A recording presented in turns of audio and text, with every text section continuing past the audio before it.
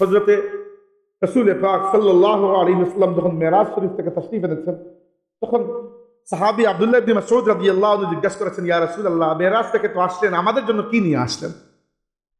আল্লাহর নবী বললেন, তোমাদের জন্য মেরাজ থেকে 3টা উপহার আমি নিয়ে আসছি।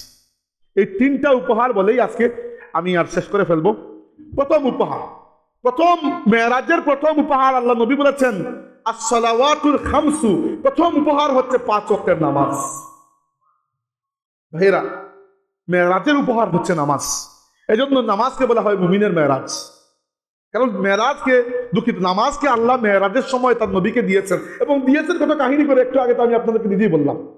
তাই যে ব্যক্তির আমল নামার মধ্যে নামাজ নাই, তার জন্য এইসব ওয়াজ, নসিহত, শবে বরাত, শবে কদরের কোনো দাম নাই। এগুলো ফালতু কাহিনী, এগুলো নামাজের পরে আসবে। এই সব কিছু নামাজের পরে। ইসলামে ঈমান আনার পরে নামাজের চাইতে বড় কোনো ইবাদত নাই। আর যে ব্যক্তির আমল নামার মধ্যে নামাজ নাই, আল্লাহ দেখবেন না ওই ব্যক্তি আর কিছু করছে কিনা। অতএব যারা এখনো নামাজের পাবন নয়, দয়া করে, মায়া করে, রহম করে আল্লাহর ওয়াস্তে এই রমজান মাসকে সামনে রেখে নিজের জিন্দগিকে একটু ঠিক করুন, নামাজের রুটিন করুন, রমজান মাসে নামাজি হন, এমনভাবে হন যেন রমজান চলে গেলেও নামাজের অভ্যাস না যায়। আল্লাহ কবুল করুন, আমরা বলি আমিন। 2 নম্বর মেরাজের উপহার হচ্ছে খাওয়াতিমু সূরাতুল বাকারা। সূরা বাকারার শেষ 2টা আয়াত। ওই 2টা আয়াতের ফজিলত হচ্ছে আল্লাহ এই 2টা আয়াতকে দুনিয়াতে নাজিল করেন নাই, নবীকে তার নিজের কাছে নিয়ে নিজে সরাসরি ওই 2টা আয়াত তাকে দিয়ে দিয়েছেন। আমানার রাসূলু বিমা উনজিলা ইলাইহি মির রাব্বিহি ওয়াল মুমিনুন।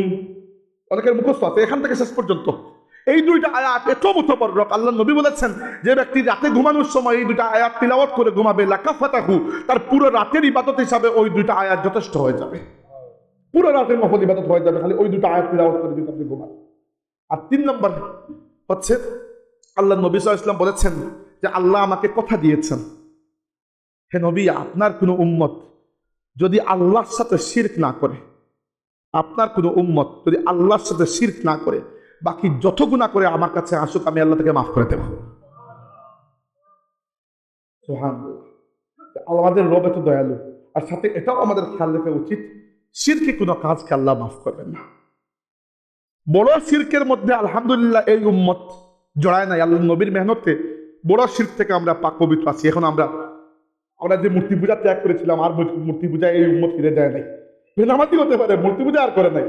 আমরা কোনো নবীকে আল্লাহর পুত্র বলি না, কোনো দেবদেবীকে আল্লাহর কন্যা বলি না, যেভাবে খ্রিস্টান আর হিন্দু ভাইরা বলেন। তো এটা তাদের ধর্মের আকীদা, কিন্তু আমরা এগুলোকে অস্বীকার করি, এগুলোকে ভুল মনে করি, এগুলো করি না, তাই না? এগুলো তো বড় বড় শিরক, যেগুলো করলে মানুষ মুশরিক হয়ে যায়। কিন্তু কিছু কিছু ছোট শিরক আছে যেগুলো শিরকি পর্যায়ের গুনাহ, বুঝতে পেরেছেন? কিন্তু এগুলো করলে মানুষ কাফির হয় না, মুসলমান থাকে, কিন্তু মারাত্মক গুনাহ হয়, কবিরা গুনাহ হয়। এই এরকম 2-3টা বলেই শেষ করবো, খালি শেষ করবো বলতেছি, শেষ তো করতেছি না। আচ্ছা, এইগুলো বলেই শেষ করে ফেলবো ইনশাল্লাহ। এর মধ্যে একটা হচ্ছে আল্লাহ ছাড়া অন্য কারো নামে কসম করা। এটা হারাম, কবিরা গুনাহ, দয়া করে করবেন না, বুঝতে পেরেছেন? মানুষ বলে না, তোমার কসম করে বলছি হে প্রিয়া আমার, এগুলো বলে লাভ নেই, কসম তো এখানে হবেও না। আর 2 নম্বর, প্রিয়া সহ আপনি জাহান্নামী হয়ে যাবেন, বুঝতে পেরেছেন? এগুলো বলবেন না। কসম কার নামে? আল্লাহর নামে। 2 নম্বরটা হচ্ছে আল্লাহ ছাড়া কারো নামে মানত করা হারাম। মানত করাও একটা ইবাদত। মানত বুঝেন তো, যে ধরেন আপনি মানত করলেন যে যদি আল্লাহ আমার বাবার অসুখটা সেরে যায়, আমি এবার উমরা করবো, এগুলো সুন্নত, মানত করা সুন্নত, কিন্তু কার নামে করতে হবে? আল্লাহর নামে, কারণ এটা ইবাদত। মরিয়ম আলাইহিস সালাম কি বলেছিলেন? ইন্নী নাযারতু লির-রাহমানিস সাওমা, আমি রহমানের জন্য রোজার মানত করেছি। তাহলে মানত কার নামে করতে হবে? মানত করে করতে পারেন, আপনি কুরবানি করতে পারেন, রোজা রাখতে পারেন, নফল নামাজ পড়তে পারেন, যে আল্লাহ আমার যদি পরীক্ষায় পাস করি আমি 10 রাকাত নফল নামাজ পড়বো, এটা সুন্নত, এটা করতে পারেন, সাহাবীরা তাই করতেন। কিন্তু ওইটা করতে হবে আল্লাহর জন্য, আল্লাহর নামে, অন্য কারো নামে নয়, বুঝতে পেরেছেন? 3 নম্বর হচ্ছে মানুষকে দেখানোর জন্য ইবাদত করা, ওইটা শিরকি গুনাহ। কাফির হবেন না, মুসলমান থাকবেন, কিন্তু এত মারাত্মক গুনাহগার হবেন যে এর থেকে ইবাদত না করেই ভালো ছিল, বুঝতে পেরেছেন? মানুষকে দেখানোর জন্য ইবাদত করবেন না। হ্যাঁ, ইবাদত করতেছেন, কেউ দেখে ফেলেছে, ভিন্ন কথা। তবে মনে রাখবেন, এটা নফলের ক্ষেত্রে। ফরজ ইবাদত মানুষকে দেখিয়েই করতে হবে। ফরজ ইবাদত সামনাসামনি, ফরজে কোনো লুকানো নাই। নফল ইবাদত করে ফেসবুকে দেবেন না যে এইমাত্র তাহাজ্জুদ শেষ করে আসলাম, কখনো এটা করবেন না। এগুলা করা হয় কিন্তু 2 টাকা দান করার নামে নাই, আর ফেসবুকে 10টা ছবি, কি জন্য? কাকে দেখানোর জন্য?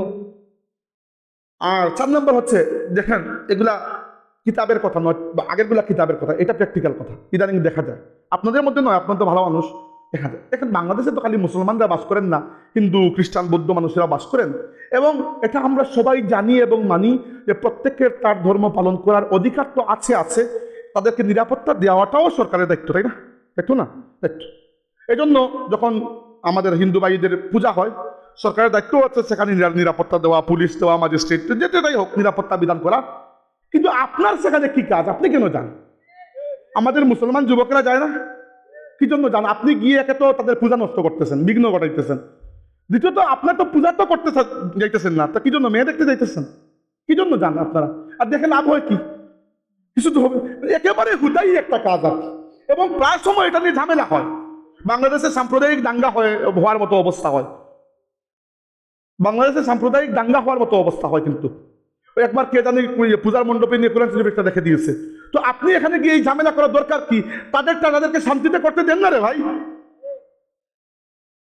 এবং এটা আমি আমার অনেক হিন্দু ভাইদের সাথে পরিচয় আছে, তারা বলেছেন যে তারা বিরক্ত হন।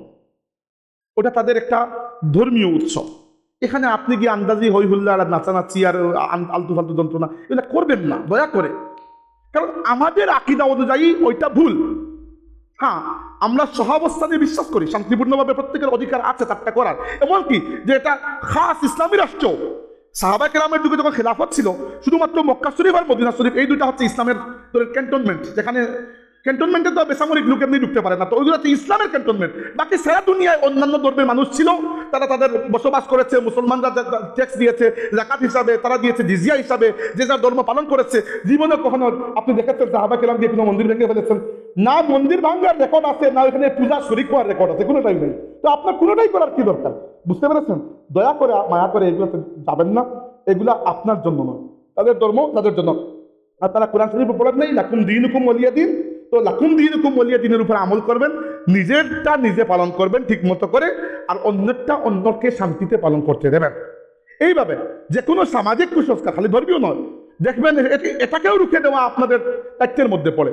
প্রায় দেখা যায় রমজান আসতেছে, রমজানে একটা মহা ফিতনার নাম হচ্ছে ইফতারি। ইফতারি চাইতে বড় ফিতনার কিছুই নাই। মানুষকে ইফতার করাবেন, সুন্নত বিষয় করান, সারাদিন করান, আমাকে সারা বাংলাদেশকে ইফতার করান। কিন্তু ওই যে মেয়ের বাবাদের উপর যে চাপিয়ে দেন যে মেয়ের বাড়িতে ইফতারি দিতে হবে, না দিলে কে জানে আমাকে বলেছেন, ওই যে একটা মাহফিলে কানে কানে শুনলাম, বেয়ের সাথে বেয়ের বাড়ি নাকি নষ্ট হয়ে যায়। এরকম রেজিল বেয়ের কাছে বিয়ে দিচ্ছেন কেন মেয়ে? তাই না? না শুনেন, যার দেওয়ার ইচ্ছা আছে প্লাস সামর্থ্য আছে সে দিবে, কোনো সমস্যা নাই। ইফতার খাওয়ানো মানুষকে সুন্নত, এই নিয়তে যদি কোনো বাবা তার মেয়ের বাড়িতে দিতে চায় দিক, এটা কোনো হারাম কাজ নয়। কিন্তু যেটা আল্লাহ ফরজ করেন নাই, আপনি যে চাপিয়ে গোনার মধ্যে ঢুকিয়ে দিতেছেন, একটা মানুষের যে কষ্ট হয় এটা আমরা বুঝি না? এটা আপনারা বুঝেন না? একটা মানুষের কষ্ট হচ্ছে, সব কি অনেকের মেয়ে বেশি, এটা তো তার জন্য এটা বোঝা হয়ে গেল। আমরা যে সামাজিক অসামাজিক কাজ শুরু করেছি, এটা করবেন না। যদি আপনাকে কেউ বলে, আপনার যদি সামর্থ্য না থাকে আপনি ইফতার দেবেন না, কেউ যদি বলে তুমি তো ইফতার দিলে না, বলবে আল্লাহ আমার উপরে এটা ফরজ করেন নাই, অতএব তুমিও আমার উপরে এটা ফরজ করতে পারো না। শুনেন, স্রোতের অনুকূলে মৃত মাছও চলে, জ্যান্ত মাছ হলে মাঝে মধ্যে স্রোতের প্রতিকূলে চলে দেখবেন অন্যরকম একটা শান্তি আছে এখানে। আপনি যদি সমাজের গড্ডালিকা প্রবাহে গা বাঁচিয়ে দেন, কিন্তু হলো না। এইভাবে প্রায় সময় দেখা যায় বিভিন্ন জায়গায় আমাদের তালামিজের ভাইয়েরা বিভিন্ন মাজারের উরুসের নামে অনেক অশ্লীল কাজ হয়, তারা সেগুলো রুখার জন্য আন্দোলন করে, মন বড় হয়ে যায়, মন খুশি হয়, এদের জন্য দোয়া হয় এদের জন্য মন থেকে, যে আল্লাহর বান্দারা আমরা যেটা পারি নাই খালি কথা বলে আসছি, তারা মাঠে গিয়ে এই কাজটা করছেন। ফুলতলি সাহেব কিল্লা কি আমাদের জন্য মসজিদ মাদ্রাসা রেখে যান নাই? ফুলতলি সাহেব কিল্লা কি যেখানে মাজারে উরুসের নামে এরকম রং তামসা হতো, সেখানে উরুস বন্ধ করে খতমে কোরআন, খতমে খাজেগান, খতমে বুখারি, ইসালে সোহাব এগুলো শুরু করেন নাই?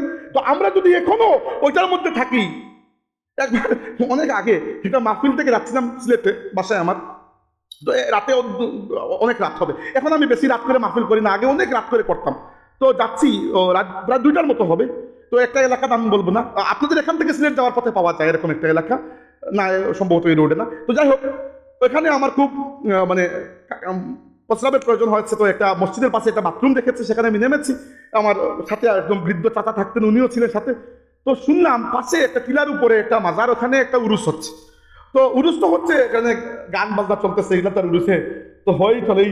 তো একজন ঘোষণা দিতেছে মাইকের মধ্যে যে আপনারা মাজার কমপ্লেক্সের ভেতরে গাঁজা খাবেন না, বাইরে গিয়ে খেয়ে আসুন। তো এইটা কি ধরনের কথা?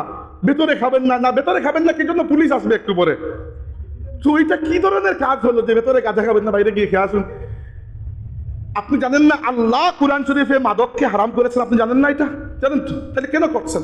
একজন মকবুল ওলির স্মরণে যদি আপনি এই কাজ করে থাকেন, তাহলে আপনি এটা বুঝতে পারছেন না যে এই ওলিরও অপমান হচ্ছে, আর আপনার নিজের ইমানটা তো বরবাদ হচ্ছেই হচ্ছে। এই ধরনের সামাজিক কুপ্রথাগুলো। এরপরে দেখেন উদাহরণস্বরূপ, এটা নিয়ে প্রায় সময় ঝামেলা সৃষ্টি হয়। বিয়ের সময় বর তো কনে আনতে একা যাবে না, একা গেলে তো দেখতেও খারাপ লাগে, কয়েকজন মানুষ যাবে, সাথে যাবে কয়েকজন মানুষ, কিন্তু এর মানে আপনি কি 250টা গাড়ি দিয়ে চলে যাবেন? এত মানুষকে খাওয়াবে কিভাবে? এটাও একটু খেয়াল রাখবেন।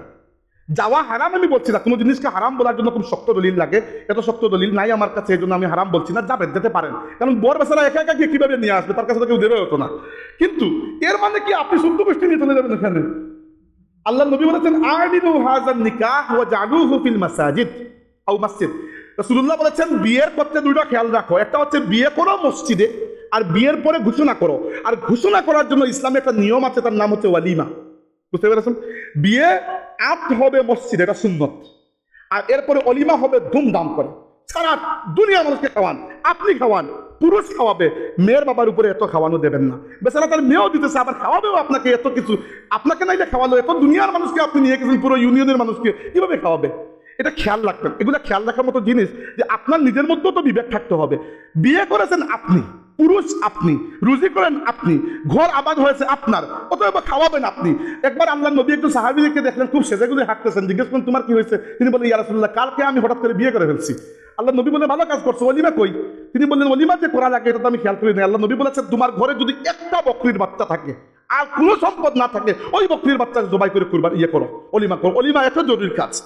আর একদিকে আমরা বিয়েতে বেশি মানুষ নিয়ে যাই, এই কুসংস্কার। আর দ্বিতীয়ত অলিমার মূল্য কমে যাচ্ছে, অলিমা হয়ে গেছে এখন বউ ভাত। বউ ভাত নামের কোনো অর্থ আছে কিনা আমার আদৌ জানা নাই, কিন্তু অলিমা ইসলামে একটি গুরুত্বপূর্ণ কাজ, অলিমা করতেই হবে। আল্লাহ নবী বলেছেন তোমার নিজের যদি খাওয়ানোর না থাকে, তোমার ভাই বেরাদরকে বলো ভাই তোর বাড়ি থেকে ভাত, তোর বাড়ি থেকে তরকারি নিয়ে আমরা একসাথে বসে খাবো, তবু অলিমা করতে হবে। অলিমা এত জরুরি কাজ। অলিমার দাওয়াত দিলে আপনাকে যেতেই হবে, দাওয়াত মিস করতে পারবেন না। উলামায়ে কেরাম বলেছেন রোজা থাকলেও যেতে হবে, গিয়ে বলতে হবে যে ভাই আমি রোজা খেতে পারবো না, কিন্তু আসছি তোমার অলিমায়। এত জরুরি কাজ অলিমা, কিন্তু অলিমার মূল্য কমিয়ে ওইদিকে আমরা মূল্য বাড়িয়ে দিয়েছি। যখন আপনি একটি সুন্নতকে কাটবেন, এখানে একটা কুসংস্কার চলে আসবে। এই জন্য সামাজিক এই ব্যাধিগুলো আমাদেরকে ঠিক করে খেয়াল রাখতে হবে। আল্লাহ পাক কবুল করুন। বেশি কথা বলে ফেললাম। ওয়া আখিরু দাওয়ানা আনিল হামদুলিল্লাহি রাব্বিল আলামিন।